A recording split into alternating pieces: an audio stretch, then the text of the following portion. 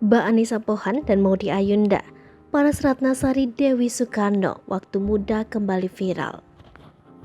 Video lawas Ratna Sari Dewi Soekarno kembali viral di sosial media.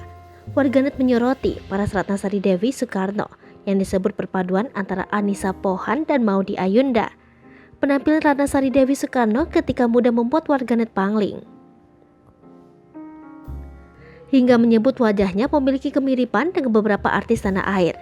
Nama Anissa Pohan dan Maudy Ayunda menjadi yang paling banyak disebut. Sosok Ratna Sari Dewi Soekarno merupakan istri Presiden Soekarno yang kelima, mengenakan outfit kebaya. Beberapa foto Ratna Sari Dewi Soekarno mencuat di sosial media Instagram. Salah satunya akun @rumpigosip membagikan kolase video dan foto lawas Ratna Sari Dewi Soekarno ketika mendampingi Soekarno bertugas.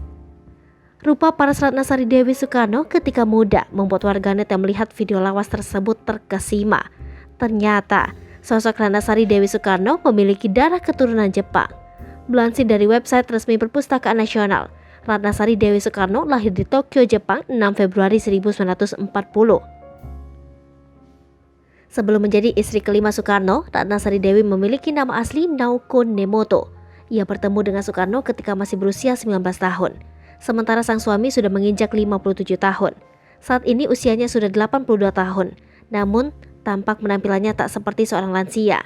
Ia memiliki seorang putri bernama Kartika Sari Dewi Soekarno yang kini sudah berusia 55 tahun. Serta satu orang cucu blasteran bernama Frederick Kiran Soekarno Sigars. Sang cucu memiliki darah campuran Indonesia, Jepang dari Kartika Sari Dewi Soekarno sebagai ibu dan Belanda dari sang ayah Fritz Frederick. Memantau dari Instagram pribadinya @dewisoekarno_official, Ratna Sari Dewi Soekarno masih aktif berkeliling ke beberapa negara. Seperti tampak dari postingan terakhirnya, ia mengabadikan momen kota tua di Italia. Diketahui dari beberapa sumber, Ratna Sari Dewi Soekarno kini menetap tinggal di Jepang. Lipopo TV, jangan lupa komen, like, dan subscribe, serta tonton terus berita-berita terupdate lainnya ya.